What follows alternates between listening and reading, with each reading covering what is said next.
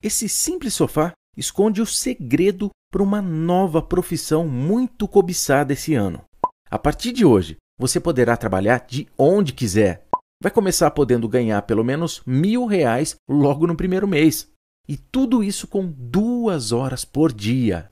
Está nas suas mãos a oportunidade que você tanto buscava para trabalhar de casa e ganhar um bom dinheiro. Não dá. E esse é um ponto muito importante do livro também. Porque não basta pro T. Harv Eker que você leia ali os princípios, os arquivos. Você tem que chegar no final e fazer uma declaração.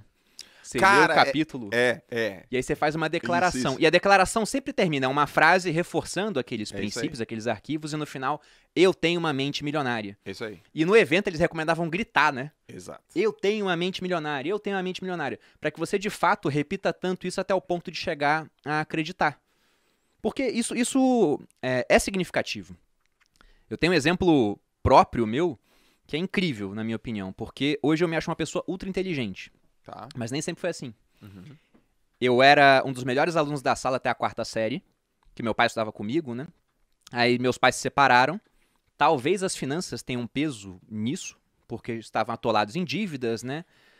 A Malu sempre fala que só o amor não é suficiente, eu acredito nisso de fato, Sim. porque a hora que a dívida entra pela porta, o amor às vezes sai pela janela, você perde a admiração pelo cônjuge. Mas enfim, separaram, aí eu fui pro Rio de Janeiro. No Rio de Janeiro, minha mãe não estudava comigo, ela estava trabalhando. Então ficou para eu estudar sozinho.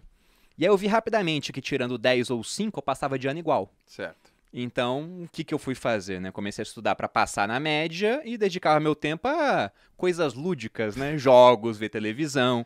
Só que eu fui fazendo isso durante tanto tempo, Joel, que teve uma hora que eu simplesmente nem raciocinava que eu poderia tirar um 10. Eu já me julgava burro. Essa era a palavra. Eu achava que eu não tinha capacidade. E parte disso porque, além de estudar só para média, eu estava cercado de pessoas muito inteligentes no colégio militar. Tá.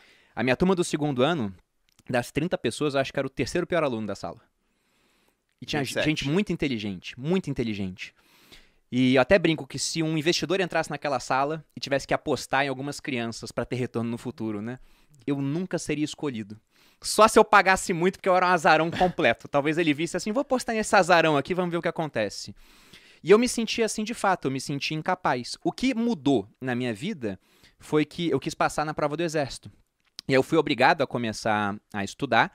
No primeiro ano eu não passei, eu fui passando em tudo na média, como eu fiz durante os anos anteriores, e chegou na prova de redação, eu não passei, eu tirei abaixo da média. Sim.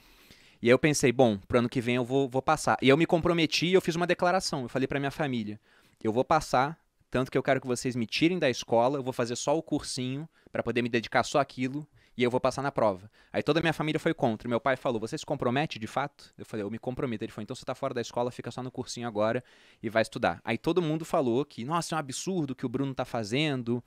Comecei a estudar. No primeiro simulado do ano, eu já fui o primeiro colocado. Era um simulado de história e física. Eu tinha gabaritado história, sempre fui bom em história, gostava, né? E física, eu tinha ido bem, mas não era nenhum notão, assim. Mas era o primeiro do ano, o pessoal tava meio frio. E aí, quando eu olhei meu nome em primeiro no simulado, entre mais de 100 alunos, eu olhei assim, fiquei perplexo, né? Fiquei olhando assim. Aí um amigo meu do colégio militar chegou, olhou também e falou, caramba, Perini, que sorte, hein, cara? Daí eu virei pra ele e falei, pois é. Eu também acreditei que era sorte. Sim. Só que aí veio o segundo, eu entre os primeiros, o terceiro, o quarto, o quinto. Eu fiquei em primeiro, de ponta a ponta no cursinho, fui pro exército, comecei a me destacar, fui primeiro da minha especialização de artilharia. Então, se não fosse esse momento onde eu vi, olha, isso aqui não é sorte, é inteligência de fato, talvez até hoje eu fosse uma pessoa muito menos confiante do que eu sou. Certo. Então, eu só fui ficando confiante quando fui vendo esse progresso. O Mas- resultado. mas a vida me deixou tanto tempo de joelhos, né? Que eu acostumei com aquilo e esqueci como era estar em pé. Então, essas declarações são importantes para isso, para você recuperar a confiança, a Cara, autoestima. é muito legal você estar falando porque, pô, por que eu confio no que você tá falando? Porque eu tô vendo na minha frente um cara que tem resultado. Eu confio no teu resultado. E aí você justifica o teu resultado. Olha, João, olha o meu resultado. Eu falo quais são os princípios, quais são as bases do teu resultado. Você fala, pô, aconteceu isso, aconteceu isso. Eu vejo as estacas sendo colocadas no teu resultado. Agora eu vou te fazer o contraponto. Eu tenho um amigo, queridaço, amo de paixão. Não vou falar o nome dele. Mas ele usou essas afirmações do livro. Lá em 2014, lembrei agora. E ele falou assim pra mim.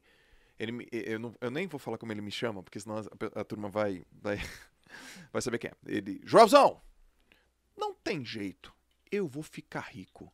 Porque eu ando pela rua fazendo as afirmações. Porque ele pede no livro, faz afirmações, eu tenho uma mente milionária, eu faço 20 vezes a falar afirmação, eu falo alto, eu ando no busão, eu faço afirmação, eu vou ficar milionário, eu vou ficar, não tem como. E ele não ficou. E nem tá perto de ficar, né? Ao que você atribui ao cara que afirma e não consegue, e o cara que afirma e consegue, mas sem a resposta de é porque o que afirma e consegue entra em ação? Porque, cara, é muito raso essa resposta. O que você realmente atribui, assim? Não, pegando por essa linha lá do que ele fala, pensamentos, sentimentos, ações, resultados, né? Esse cara tá pensando, ele tá materializando aquilo, né? Tá falando, declarando. Então tem sentimento, talvez esteja agindo, o resultado não tá vindo. É que o pessoal tem aquela premissa de que, bom, se eu tô fazendo isso, agora basta empregar que vai dar certo de alguma maneira. Só que só isso é insuficiente. Com os arquivos mentais corretos, você tem mais chance de conseguir, mas nada garante que você vai conseguir de fato. Sim. Até lendo esse livro aqui, quando eu olho como o T. Harv Eker abriu o negócio dele, eu desaprovo o que ele fez. Ele pegou dívida no cartão de crédito para fazer isso. Sim.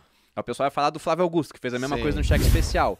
Sim, mas para cada caso que dá certo, você tem centenas e milhares de casos de pessoas que tinham os pensamentos, que andaram na rua, tatuaram no peito, né? Eu tenho a mente milionária, falava à torta e à direito, foram abrir um negócio porque viram que uma hora ele defende a questão de que você tem que ter escala, né?